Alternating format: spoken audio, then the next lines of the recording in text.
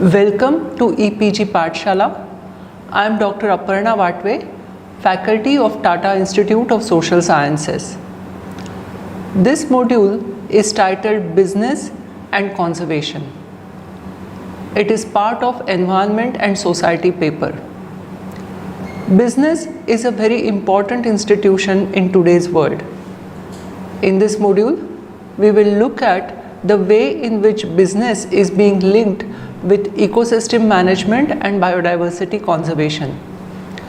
Examples from international and national models are discussed. We also take a look at how it can be linked with livelihood development. All the natural systems in the world are today at risk. Ecosystems are degraded. Species are in the danger of extinction. Many solutions have been proposed to curtail this loss. Two approaches are tried in all parts of the world. The first approach is to use law and legislation to conserve ecosystems and species. The second approach is to involve local communities into conservation. These are the participatory models of conservation. In recent times, there is increasing effort to link the corporates or the business to manage and maintain ecosystems and biodiversity of the world. There are many reasons for this. Businesses know how to use the market and market-based strategies. They can help to stimulate innovative ideas and approaches which can help in future world. At the same time, in the running of the business, environmental protection and economic growth can become integrated. The concept of ecosystem services has been discussed elsewhere in this paper. It is an economic interpretation of the ecosystem functions or environmental values. Most of these values are indirect use values. They support the local and global economy but defy valuation. The best known example for this is the nature-based tourism. It is also known as ecotourism. All over the world, people are willing to travel long distances to go and see pristine habitats, beautiful animals and landscapes. Nature-based tourism has grown along with this. Business managers were quick to identify the potential of nature-based tourism. They were happy to invest in this as a business because this could be linked to conservation, sustainable management, in addition to making money. In many areas, the tourism operators, the tourism businesses have contributed towards management of ecosystems in such a way that it encourages tourism for the future. There are very clear economic gains by developing ecotourism as a business. In addition to that, it also supports biodiversity. Affluent or rich consumers are well aware of the environmental degradation. They are concerned about nature. Today, they demand products and services that are created in sustainable manner. Demand for organic food has increased in the past decade.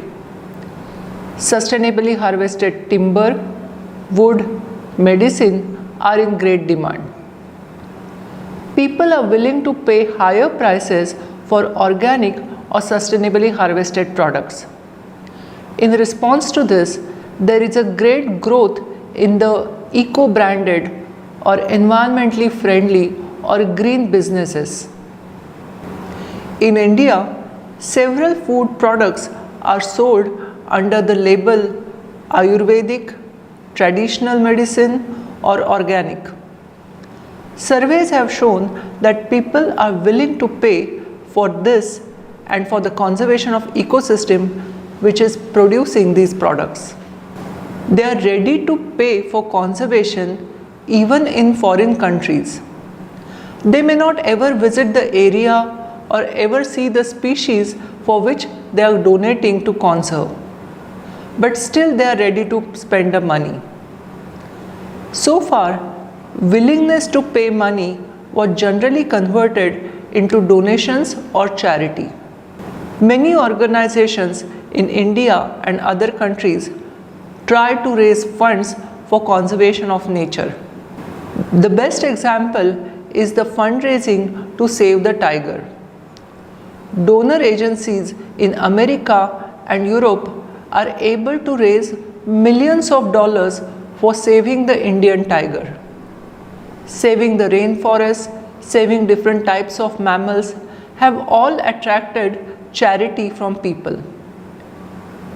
Donations or charity are very different from the business model of conservation. A business model is run by corporates.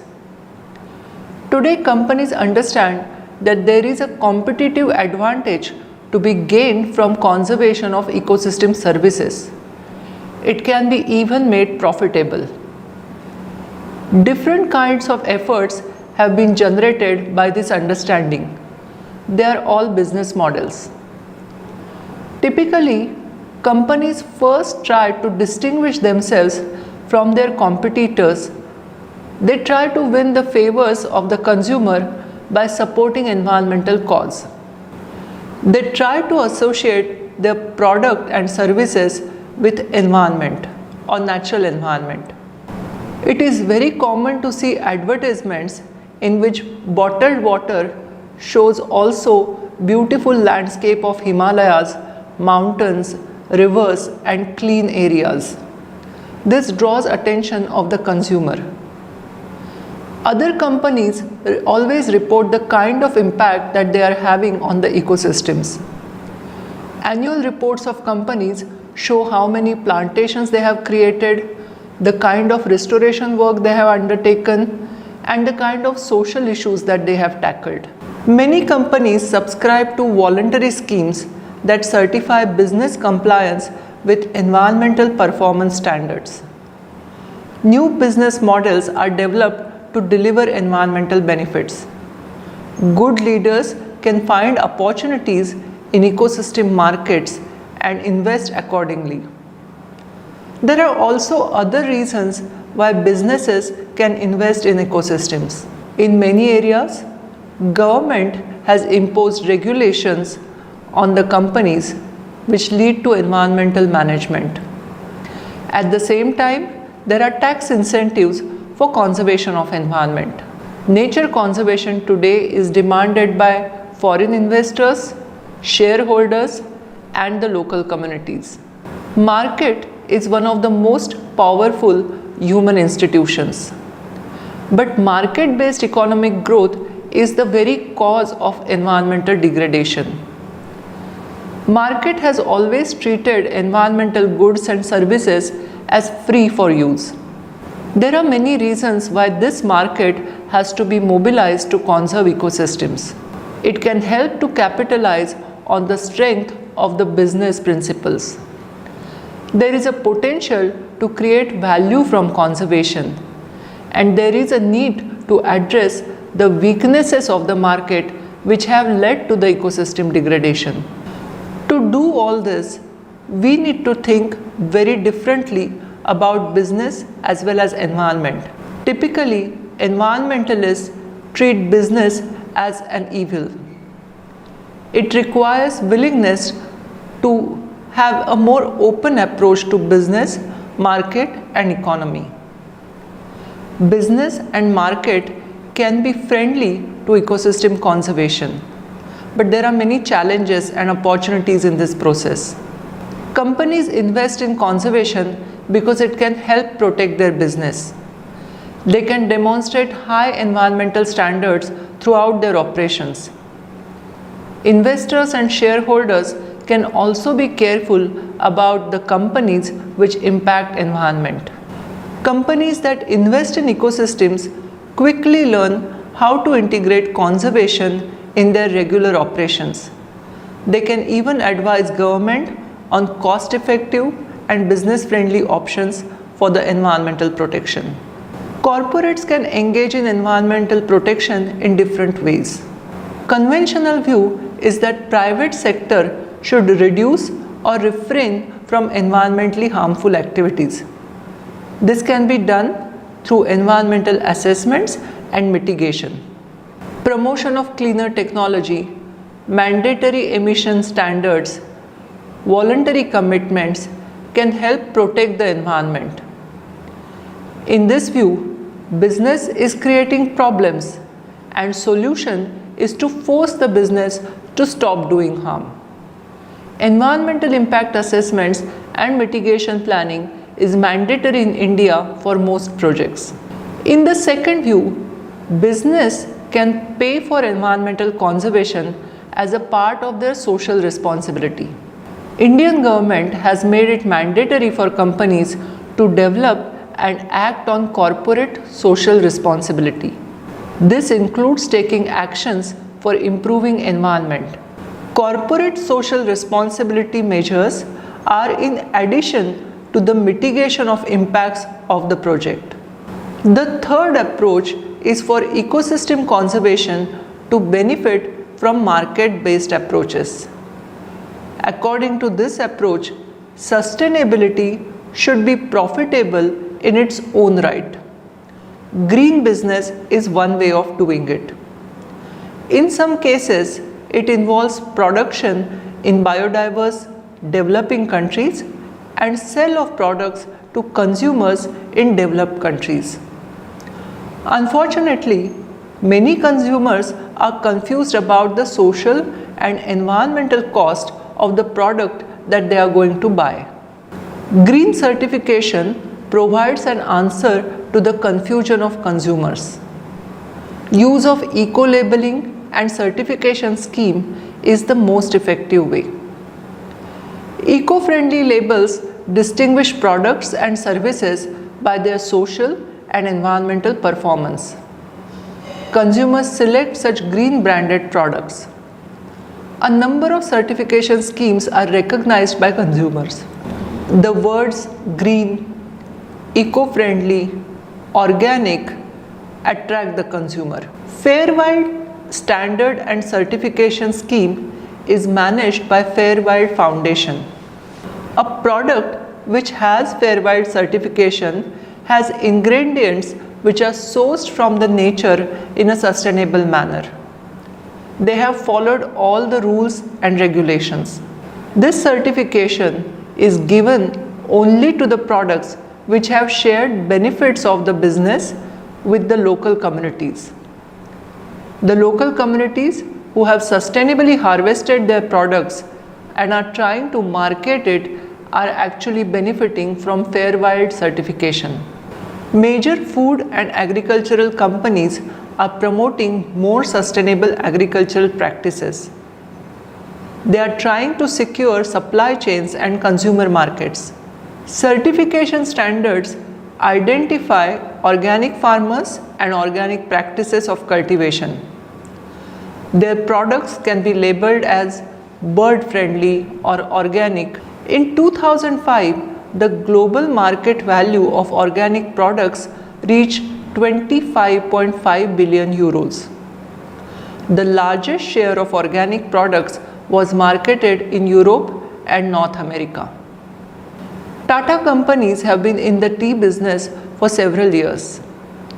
In 2007, Hathikuli Tea Estate in Assam near the Kaziranga National Park was turned into an organic tea plantation.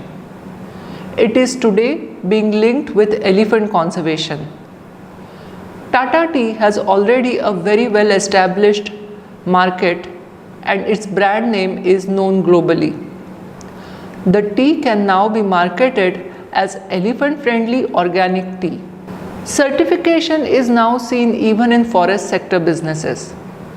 Tourism in forest and other ecosystem is growing rapidly. Tourism Department of India has set guidelines for ecologically and socially sensitive tourism. There are certification schemes, accreditation schemes, and environmentally friendly tourism is supposed to have them. Awards are given to encourage sustainable tourism. Tour Operators for Tigers, TOFT, is a company which gives awards for environmentally conscious wildlife resorts. Wildlife tourism operators who contribute to wildlife conservation are also awarded.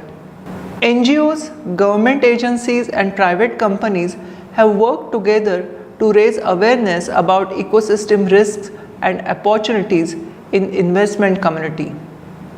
They try to find and share the best practices. Many work together to develop common standards for corporate environmental management and reporting. In 2003, Equator Principles were launched. This raised the profile of environmental issues within the finance sector. The Equator Principles is a risk management framework. It is adopted by financial institutions. It helps in determining, assessing, and managing environmental and social risks in large projects. A number of international banks have developed policies to reduce environmental risk.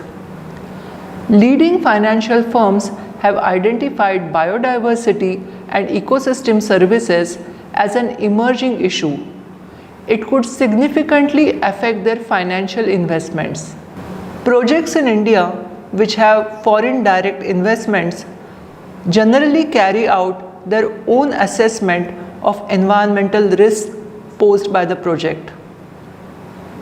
Social or environmental factors can jeopardize their investment in the project.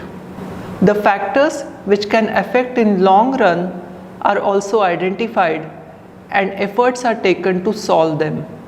If a project is delayed because of environmental or social and legal issues, and if it gets bad publicity in the press, it is a threat to their investment. One powerful market-based approach is of creating new rights and then allowing businesses to trade these rights or liabilities. It has been seen that an approach can significantly reduce the cost of protecting environment and maximize the value of resource use. Carbon credit system was a mechanism that started at the end of 20th century. By that time, people were aware that industrial activities are leading to global warming.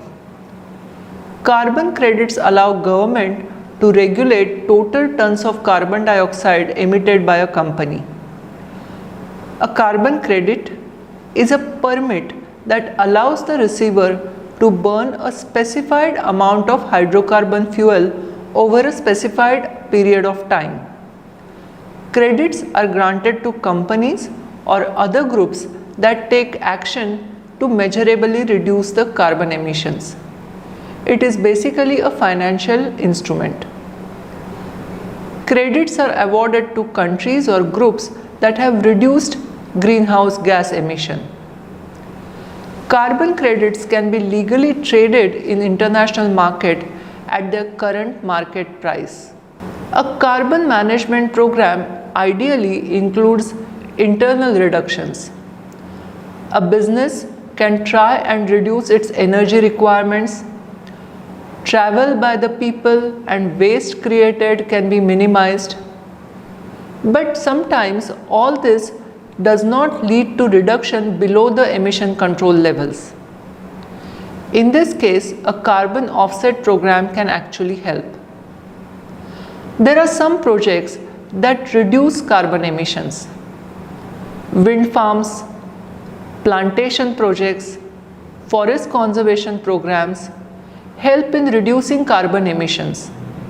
Carbon credits generated by such projects can be purchased by a company which needs to emit carbon. The credits are registered to ensure proper functioning. Trees of Future is an organization which works to reduce greenhouse gas emissions. They plant enough trees to reduce emission by 1 ton and get a credit. If a steel producer is expected to produce 11 tons but has a quota of only 10 tons of carbon, it can purchase the carbon credit from the environmental group. This system tries to balance the carbon emissions. Carbon offsetting can fund projects of renewable energy, forestry, and conservation of nature. A carbon trade is an exchange of credits between nations. The carbon trade originated with Kyoto Protocol in 1997. It was intended to reduce overall carbon dioxide emissions to 5% below 1990 levels between 2008 and 2012. International Panel on Climate Change (IPCC) supports these market-oriented mechanisms. A separate clean development mechanism also exists for developing countries. This issues carbon credits called certified emission reductions. These are issued by supporting sustainable development initiatives in the developing countries and can be traded in a separate market. Another way of conservation is by biodiversity trade-offs. In the United States, law requires no net loss of wetlands and conservation of habitats for endangered species. Regulations require both public and private developers to compensate or mitigate the loss of natural habitat. Suppose a developer destroys a habitat, then they have to help protect or create a habitat somewhere else. Biodiversity offsets are defined as conservation actions designed to compensate for the impacts on biodiversity. They can be taken up by mining or processing industries. An offset is a form of protection or ecological restoration. It is less mitigatory and more compensatory. Rio Tinto is a large mining company. It has invested in mining all over the world. But mining is one of the most harmful industries. It leads to degradation of large areas. This leads to biodiversity losses. Rio Tinto compensates for biodiversity loss by spending money on protection of biodiversity restoration in other areas. Many have severely criticized this approach. It is seen that in this approach, legitimate uses of biodiversity by the local people are stopped. At the same time, destruction by mining continues. Very often, this is dubbed as green grabbing. Conservation agreement is another way of protecting biodiversity. In some areas, government actually gives subsidies and tax incentives to people who are willing to conserve ecosystems on their own private lands. Conservation agreement is a contract between a landowner and a conservation organization. The landowner agrees to protect part of his land for conservation. The conservation organization pays him and helps him to manage the area. Conservation agreements have been recently used by Applied Environmental Research Foundation in India. Small farmers in about 20 villages in Pune, Ratnagiri and Sindhudurga districts have now entered into conservation agreements with this NGO. About 600 acres of forest land has been secured. Under the agreements, farmers are getting financial and technical support to use and protect the forest land. The landowners continue to own and use their land. They can pass it to their next of kin. But all the time, they continue to receive financial benefits for conserving their habitats. The business can operate only under certain conditions. The legal liabilities and social norm need to be very clear. Property and use rights about land and water also need to be very clear if a business has to function successfully. Government taxes, subsidies and regulations as well as voluntary commitments need to be understood. Government and NGO will always continue to play a key role in ecosystem service management. Market-based mechanisms cannot succeed without effective environmental regulations and equitable governance. There is a constant need that citizens keep a watch and are vigilant about whether the business and the government are actually keeping their promises. In this module, we looked at a very different approach of conservation. We tried to understand how business and various business or market-based models and strategies can be employed for management of environment. This is a very large topic. You can read more about it in the essential readings which accompany this module. You can also read the e-text which is available on the internet. I hope you like this module. Look forward to seeing you again. Thank you.